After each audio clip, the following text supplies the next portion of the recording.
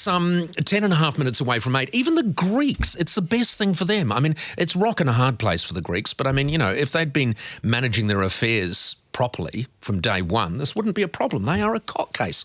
All right, we all know it. The hype around the weekend's Super Rugby final was huge. Ticket scalping on the one hand, astounding number of bets on the night on the other, creating the highest turnover of any single Super Rugby game for the TAB. The TAB in New Zealand could bail Greece out 5 times over as a result of this weekend alone.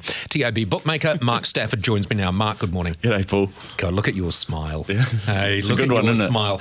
Did you make an absolute fortune? No, look, we didn't. The Highlanders had their supporters, and when you've got an underdog paying nearly triple your money just to win, people would put $10 and $20 on, and lots of people did that. So, But having said that, the overwhelming number of people went for the one that wasn't the underdog, the certainty, which was obviously the Hurricanes, and all of their money is gone.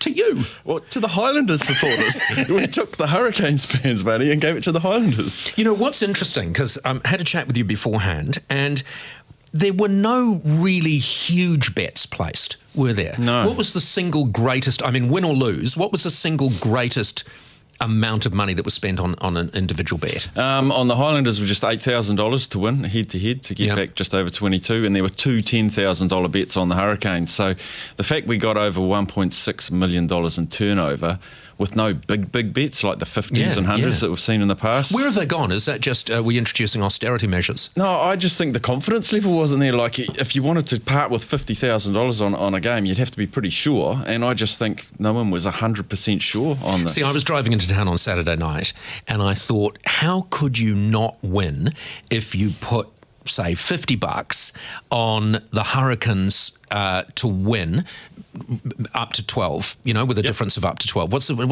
for that? 1 to 12. It's not hard. You're close. I thought, how could you not win? That would be a certainty. So I would have lost my money if I'd made it into a TAB. Yes, could you please become a customer of ours? Yeah, with that kind of logic, Yes, I'm the great kind of guy you want. So the best gain was 20,000 for the 5,000 on the Highlanders. Yeah.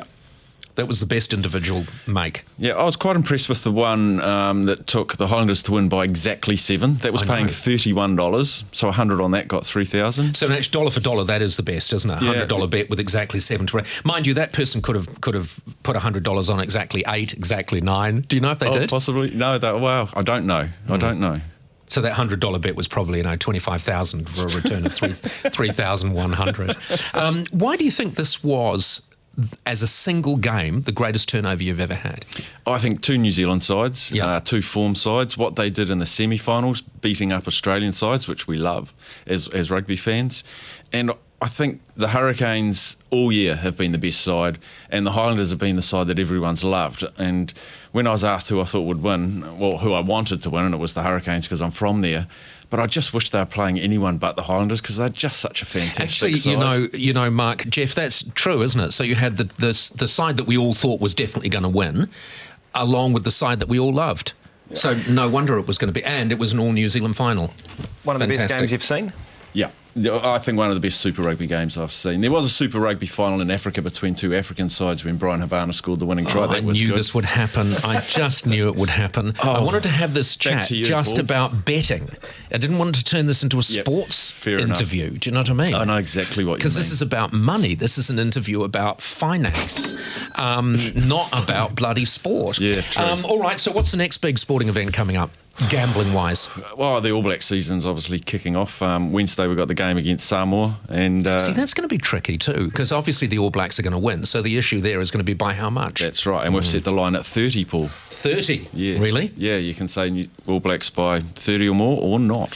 Fantastic, Mark. Thank you very much for joining us. Pleasure's mine. Yep, yes, it is. Mark Stafford from the TAB.